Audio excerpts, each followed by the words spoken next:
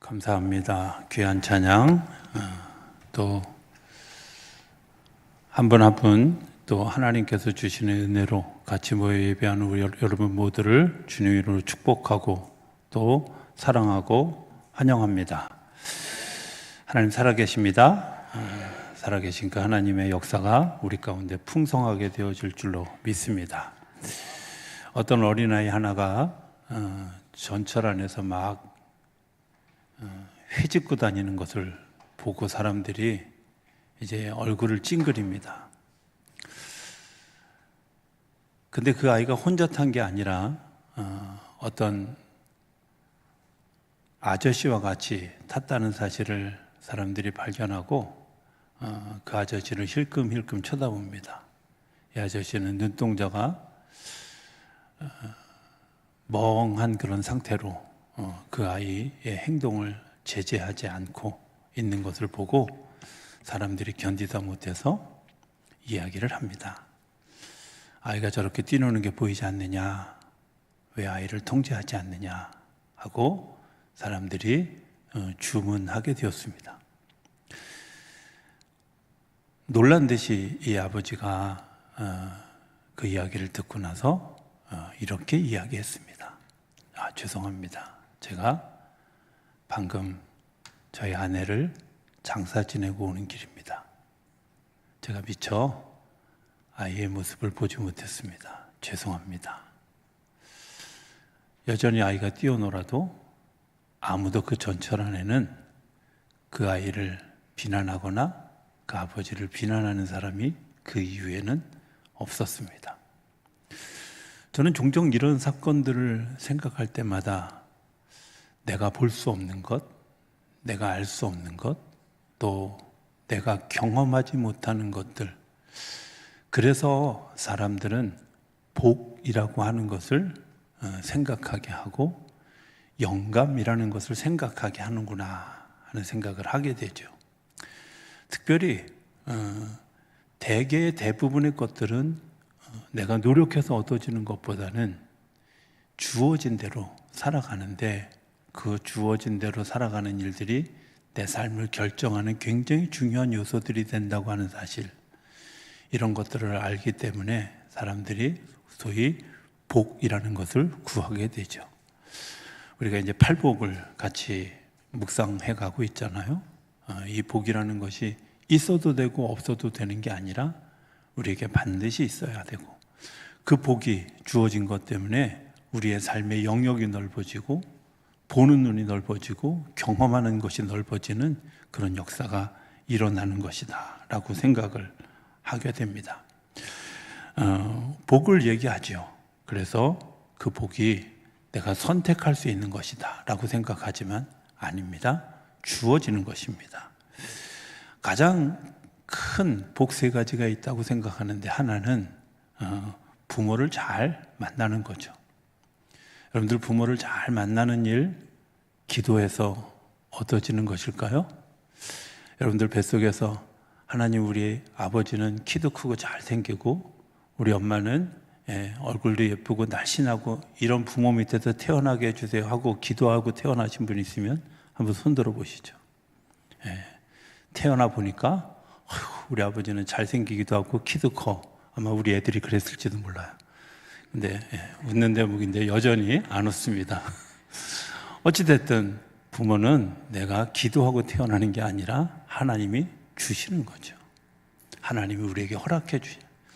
또 다른 복은 지도자, 선생님을 잘 만나는 복입니다.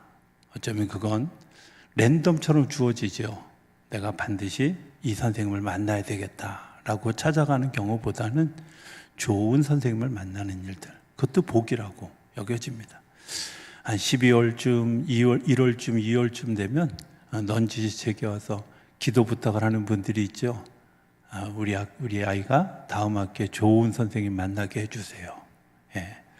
제가 사실은 이제 우리 교회도 선생님들이 있지만, 어린이집을 포함해서 선생님들이 많이 있지만, 양문교회에 있을 때는 교사들이 한 20명이 넘었어요. 넘다 보니까 제가 속으로 이렇게 기도를 해요. 대놓고는 기도하지 못하지만, 하나님, 저분들이 소위 사람들이 이야기하는 좋은 교사가 되게 해주십시오. 왜? 좋은 선생을 만나는 일이 너무 중요합니다. 세 번째 복은 좋은 배우자를 만나는 거죠. 그죠? 저는 가끔 이런 생각을 해봅니다. 내가 당신을 만나서 이 모양 이 꼴로 살아, 이런 얘기는 많이 듣는데요, 내가 당신 만난 것이 내 일생일대에 정말 가장 큰 선물이야, 이런 말은 잘 못 듣는다는 거지. 생각해보면 우리가 복인데, 표정들이 무섭습니다. 내가 선택하는 것 같지만 사실은 그것도 주어지는 경우가 더 많이. 만난 연애 스토리, 또 만나서 결혼하게 된 스토리를 보면 굉장히 드라마틱하다, 극적이다, 이런 생각을 하게 되죠. 그것도 역시 하나님 우리에게 주신 복이다라고 생각을 합니다. 반면에 프랭크 시나트라라고 하는 분이 지은 굉장히 유명한 곡이 있습니다.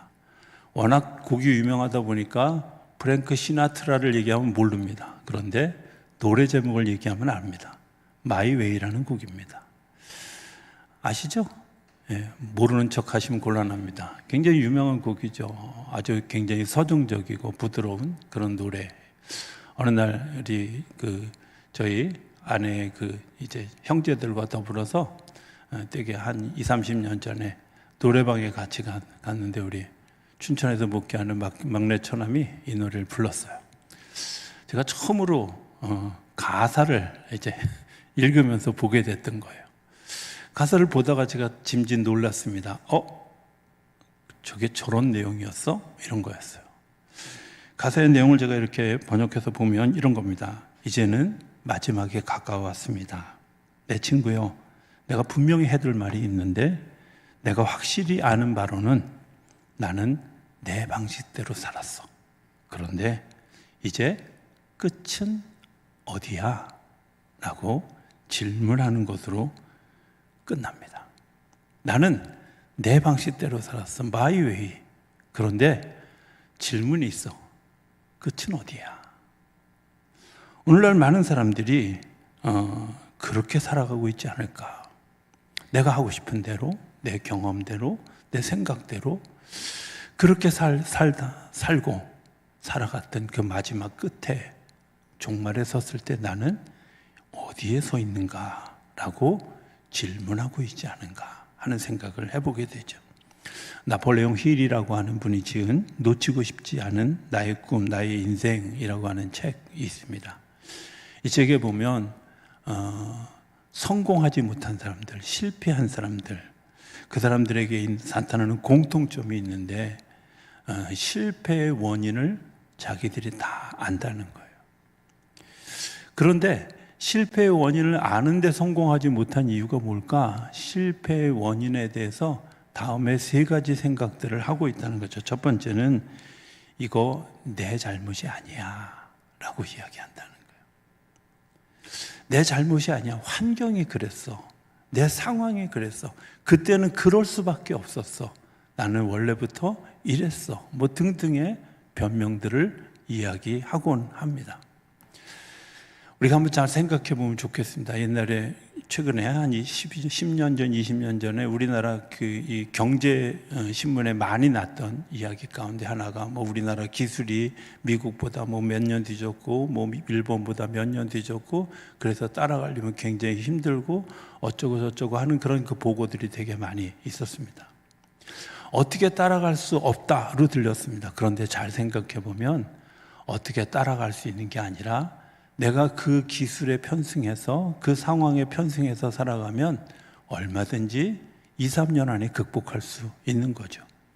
우리 예를 들면 우리가 자동차를 운전하려고 할 때 자동차의 바퀴는 어떻게 생겼고 구조는 어떻게 생겼고 이것이 어떤 자세로 만들어졌고 뭐 등등등을 다 알고 운전을 시작하면 여러분들은 70살쯤 돼야 운전을 시작할 수 있어요.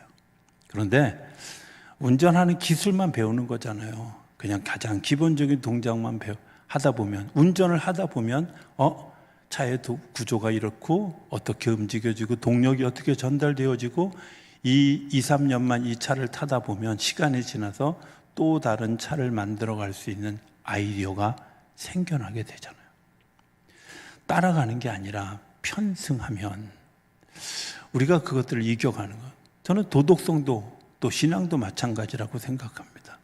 좋은 사람, 선한 사람을 따라가는 일에 편승하면 그 사람은 선한 일을 하게 됩니다. 도덕적으로 건강한 삶을 살아가게 됩니다. 내가 그것을 지향해 가면. 두 번째, 이분이 지적하는 두 번째 일들은 목적과 방법이 잘못되어진. 내 삶의 목적이 잘못되어지고 방법이 잘못되어지면 실패할 수밖에 없는데 그 목적과 방법을 그대로 사용하고 있다는 거예요. 공부 잘하는 아이들과 공부 못하는 아이들에게 아주 뚜렷한 특징이 있습니다. 공부 못하는 친구들은 뭐냐면 어려운 것만 공부합니다. 그런데 공부를 좀 하는 친구들은 쉬운 것만, 아는 것부터 정확하게 갑니다. 문제를 풀 때도요, 어려운 거 붙들고 있다가 쉬운 것도 다 틀리고, 쉬운 것부터 풀어놓고 나중에 어려운 걸 공부해가는 방법이 다르거든요. 그런데 그 방법을 우리가 고집스럽게 사용하고 있다는 겁니다. 세 번째는 자세입니다. 내가 모델이 누군가라는 것이 되게 중요하죠. 어떤 모델이 있는가, 내가 누구에게 배웠고 누구를 닮았는가 하는 겁니다. 저는 이 세상에 가장 좋은 완벽한 모델이 예수 그리스도라고 생각합니다. 그분을 닮을 수 있다면 정말 감사하다. 저는 예수 믿게 된 것, 물론 태어나기 10달 전부터 제가 교회를 다니기 시작해서 제가 교회를 한 번도 떠나본 적이 없지만 생각해보면 다른 종교를 이해하기 위해서 비교 종교학도 공부하고 하면서 제가 확실하게 아는 건 우리 어머니 아버지가 나를 예수 믿게 하고 교회 안에 머물게 한 것이 너무 감사하다. 왜냐하면 석가가 가지고 있는 인격, 공자가 가지고 있는 인격, 소크라테스가 가지고 있는 인격, 그리고 알라가 가지고 있는 인격, 그 인격 이상의 인격을 예수 그리스도 그분이 가지고 계셨다는 거예요. 내가 그분을 닮아가기 위해서 노력할 수 있다고 하는 것 얼마나 감사한 일인지.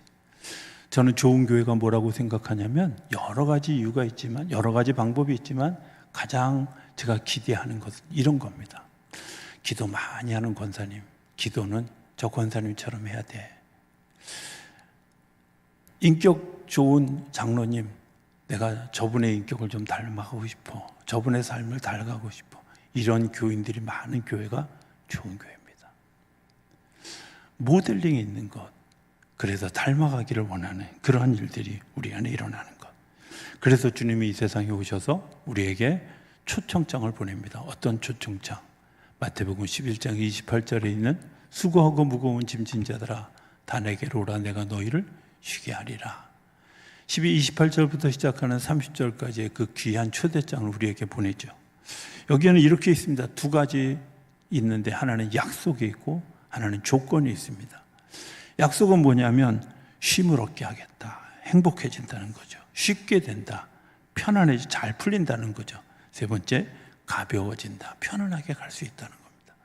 조건이 있습니다. 조건은 이겁니다. 첫 번째는 my way가 아니라 his way, 그분의 길을 따라야 된다. 내 길을 가는 게 아니라, 내가 고집스럽게 내 길을 가는 게 아니라, 나는 내가 고집스럽게 보는 눈은 제가 처음에 얘기했던 것처럼 천방지축으로 뛰노는 아이만 보았지만, 내가 그분의 눈으로 세상을 볼 때는 그 아이의 슬픔, 그 가정에 닥쳐진 아픔을 볼 수 있다는 거죠.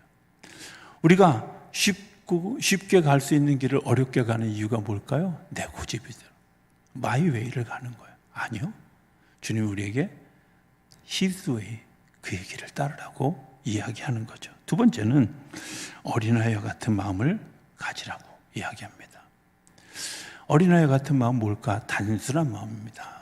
단순한 마음이라는 건 저는 가끔 정말 소위 성공한 사람들의 이렇게 품성들을 가만히 보면 그 속에 저 사람은 어떻게 성공할 수 있었어 싶을 정도로 단순하고, 그리고 어린아이 같은 데가 많이 있다는 걸 발견해요. 반대로 얘기하면 실패하는 사람들은 어떤 사람이면 자기 스스로 잘났다고 복잡하게 생각하는 사람들은 실패할 확률이 99.99999%입니다. 단순해야 됩니다. 단순해지는 것이 하나님께서 주시는 복을 누리는. 세 번째 초청, 내 멍에를 베고 내게 배우라. 우리가 아는 대로 이 멍에는 두 사람이 같이 하는 겁니다. 두 사람이, 내가 너와 같이 이 멍에를 같이 매겠다, 주님께서 말씀해 주시는데, 여러분들 이렇게 생각해 보면 어떨까요? 주님께서 나를 이 일에 파트너로 인정해 주셨다는 거예요. 너 나와 같이 일할 수 있는 충분한 자격과 조건을 가진 사람이야 라고 우리를 인정해 주셨다는 거예요. 아무에게나 맡길 수 있는 일이 아니지 않습니까? 아무에게나 줄 수 있는 일이지 않습니까? 왜? 내가 잘 못하면 예수님이 힘들어져요. 그런데도 불구하고 주님은 우리에게 분명하게 이렇게 얘기합니다. 내가 너를 기뻐한다. 내가 너를 사랑한다. 내가 너에게 이 일을 맡기길 원한다. 너 나와 같이 이 일을 하자. 나와 파트너가 되어지자. 동행자가 되어지자 하고 우리를 불러주시는 거죠. 우리가 생각할 때는 저는요 일도 못하고요 초보인데요. 괜찮아. 너는 충분히 그 일을 할 수 있어. 할 수 있는 사람. 저는 죄인인데요. 어느 날 하다가 땡땡이 치고 도망갈지도 모르는데 괜찮아. 내가 보니까 너는 충분히 이 일을 할 수 있는 사람이야 라고 이야기하는 거죠. 마태복음 3장에 보면 예수님이 세례받으시고 세례받으신 후에 일어나는 사건 하나를 소개합니다. 세례를 받고 난 다음에 하늘이 열리고 비둘기같이 성령이 임하면서 이는 내 기뻐하는 자다, 내가 사랑하는 자다 하고 하늘로부터 음성이 들렸다는 거예요. 예수님만 그런 게 아니라 세례를 받은, 구원받은 경험이 있는 모든 사람에게 하나님께서 주시는 말, 이는 내가 기뻐하는 자다, 내가 사랑하는 자다. 그래서 주님이 우리와 같이 멍에를 메울 수 있다고 우리를 이야기하고 계시는 겁니다. 오늘 본문의 이야기, 의에 줄이고 목마른 자가 복이 있다. 그들이 배부를 것이다. 의에 줄이고 목마른 자가 뭘까 하는 생각을 해보게 됩니다. 여러분들 무엇에 목마르십니까? 남자들의 특징이 하나 있거든요. 그게 뭐냐면 배고프면 짜증냅니다. 그러니까 제발 밥 좀 잘 주세요. 우리 집은 하루 세 끼를 잘 줍니다. 그래서 제가 짜증을 안 내죠. 여러분들 되게 중요한 일이에요. 그런데요, 내가 정서적으로 목마르면 어떤 일들이 생겨요. 그것 때문에 자꾸 자연으로 돌아가자. 나 혼자 살고 싶다. 여러분들 죄송하지만 나 혼자 사는 일을 너무 많이 하면 우울증에 걸리고, 우울증은 치매로 가는 통로에 서 있습니다. 그러니까 혹여라도 내가 나이 먹어가면서 난 나 혼자 살고 싶어, 산에서 살고 싶어, 이런 분이 안 계시게 되길 바랍니다. 미운 사람이라도 부딪히고 사셔야 됩니다. 왜? 그게 하나님이 우리를 사람을 만들어 놓은 섭리이고 원리이기 때문에 그래요. 내가 친밀하고자 하는 그런 그 기대, 이런 것들이 우리 안에 있을 때 인간관계의 폭이 넓어지고 사람 더불어 사는 폭이 넓어지고, 더 중요한 것은 내가 영적인 갈급함이 있을 때 보는 눈이 달라진다. 세상을 보는 역사가 달라진다는 거예요. 하나님이 우리에게 주시는 그 귀한 일들을 내가 기대하고 소원되어졌을 때 하늘과 내가 연결되어지는 일들을 경험하게 된다는 거죠. 조금 더 들어가서 생각해 보면 이런 겁니다. 우리 육적인 배고픔, 목마름은요, 밥 먹고 나면 4시간에서 6시간 지나면 배고프더라고요. 안 고픈 분들은 신의 경지에 들으신 분들입니다. 나는 이슬만 먹고 살아. 그래서 나는 도대체 저 이슬이 뭔가 그랬더니 상상에 맡깁니다. 여러분들 정말 중요한 일이 있죠. 하나님께서 우리에게 육적인 갈급함은 몇 시간을 못 견디게 하나. 정서적인 갈급함을 해결하는 길은 그 사람이 나를 배반하기 전까지만 안전하지, 배반하고 배교하는 순간부터 또 불안해지는 일들을 경험하게 됩니다. 그런데 하나님은 한 번도 우리를 배반하지도 않으시고 버리지도 않으시고 포기하지도 않으셨다는 거예요. 영원한 것이죠. 그래서 어떤 사람이 복이 있다고요? 더 큰 것, 더 귀한 것들을 바라보면서 그것을 마음에 품는 사람들에게 복이 있다는 겁니다. 내가 하나님의 뜻, 하나님의 의, 하나님의 가르침, 하나님의 사랑, 하나님의 진리, 하나님의 생명, 이것을 목마른 사람들에게 하나님께서 분명하게 약속하시는 일이 있는데 너에게 복이 있다고. 너에게 복이 있다고. 내가 이렇게 살아갈 때 내가 더 큰 복을 누리게 되어져. 우리는 흔히 생각할 때 내가 많은 것들을 생각하면 나는 힘들어져서 못 견딜 것 같아. 아니요. 주님은 우리에게 분명하게 얘기합니다. 나를 따라오는 길은 쉽고 평안하고 행복해진다고. 내가 그 길을 같이 가겠다고 약속해 주시는 거죠. 저는 종종 주기도문을 할 때마다 생각하는 기도가 하나 있습니다. 일용할 양식을 주시옵고 라고 하는 겁니다. 처음에 이스라엘 백성들이 광야에 나갔을 때 그들에게 주신 하늘의 양식이 있습니다. 만나라는 거죠. 여러분들, 이 만나가 얼마나 내리면 이스라엘 백성들이 다 먹을 수 있을까요? 만나 몇 개 떨어지면 이게 우리가 먹을 수 있는 거다. 쉽게 얘기하면 200만 명이 먹는 겁니다. 200만 명이 어느 정도 되는지를 아직도 잘 모르셔서 제가 좀 설명하면, 지금 대전시의 인구가 180만 명입니다. 그러니까 대전 시민이 매일 먹을 양식이 하늘로부터 다 쏟아지는 것보다 더 많은 양이 쏟아져요. 아직도 실감 안 날 거라고 생각하지만 어쨌든 거기까지만 하겠습니다. 중요한 건요, 그런데 이런 사람들이 있어요. 나는 내일 또 나오기 귀찮아서 더 많은 걸 가져갔어. 그래도 남음이 있을 만큼 많이 쏟아졌는데 이틀치 3일치를 재가지고 다 들어갔어요. 근데 중요한 건 그 다음날 아침에 보니까 썩어서 못 먹는 거예요. 하나님 왜 치사하게 이렇게 하셨어? 이러실까요? 아니요. 매일매일 주시는 양식이기도 하지만 한편으로는 약속이기도 합니다. 무슨 약속? 너가 가나안 땅에 들어가는 그때까지 내가 너를 먹일 그 약속을 지키겠다는 거예요. 나는 매일 너에게 이 양식을 제공해 주시겠다는 약속이에요. 너는 그냥 그걸 누리기만 하면 돼. 그냥 누리기만 하면 돼. 그게 약속이죠. 하나님이 그것이 공급되어지는 또 다른 공급처가 생겼을 때 그것이 끊어졌습니다. 주님께서 우리에게 약속하신 일들이죠. 우리가 의에 줄이고 목마른 자는 우리가 그것을 만나로 그냥 하루의 양식으로 먹는 사람은 하루의 양식만 먹는 거지만, 내일 또 주실 하나님을 기대하고 오늘 것만 챙겨가지고 오늘 먹고 걱정하지 아니하고 내일을 기대하는 사람에게는 하나님이 주시는 내일이 그에게 있다는 거예요. 두 가지 단어가 있습니다. 소망이라는 단어와 희망이라는 단어가 있는데요, 똑같이 쓰는 것 같지만 사실은 굉장히 다릅니다. 희망은 내가 원하는 주관적인 거고요, 소망은 하나님이 우리에게 공급해 주시겠다고 약속해 주신 객관적인 거예요. 근데 그 객관적인 것을 내가 아멘하고 받아들일 때 이게 내 희망이 되어지는 거죠. 소망은 약속해 주신 겁니다. 하나님이 그렇게 하겠다 약속하신 것입니다.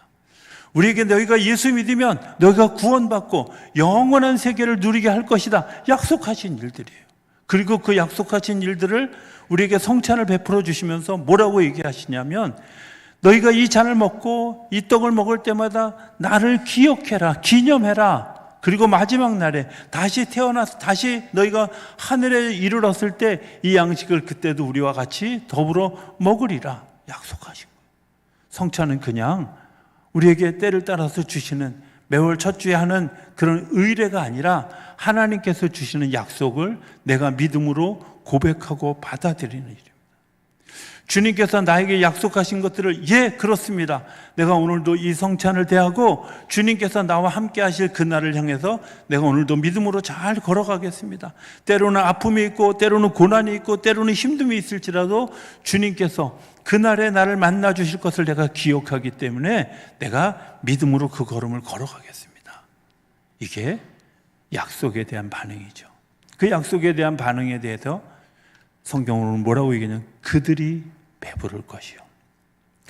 그 말의 뉘앙스가 되게 재밌잖아요. 네가 배부를 것이다, 너희가 배부를 것이다 라고 얘기하지 않고 그들이라고 얘기했습니다. 그들이 누굴까요? 그것에 대해서 믿음으로 수용하고 순종하는 자들입니다. 의에 줄이고 목마른 자들, 네, 그렇습니다. 우리는 늘 줄이고 목마릅니다. 그런데 육신에 목마르고 육신의 배고픔 때문에 내가 살아가는 사람은 하루살이 인생이지만, 내가 정서에 목마르고 정서의 배고픔을 가지고 있는 사람은 또 다른 배신을 만나기 전까지만 유효기간이 있지만, 하나님께서 우리에게 주시는 영적인 소망, 영적인 즐거움을 가지고 살아가는, 그 약속을 믿고 따라가는 사람에게는 영원한 유효기간이 없는 그런 시간을 우리에게 허락해 주셨다는 겁니다. 오늘 우리가 대하는 성찬, 주님께서 유효기간 없는 주님의 사랑을 우리에게 부어주시는 것을 기억하고 아멘 하고 순종할 때, 오늘 우리의 아픔이 주님께서 주시는 희망으로 바뀌어질 줄로 믿습니다. 오늘 우리의 고통이 주님께서 주시는 영광으로 바뀌어 주실 줄로 믿습니다. 오늘 우리가 겪고 있는 두려움과 염려가 주님께서 주시는 기쁨과 평강으로 바뀌어지게 될 줄로 믿습니다.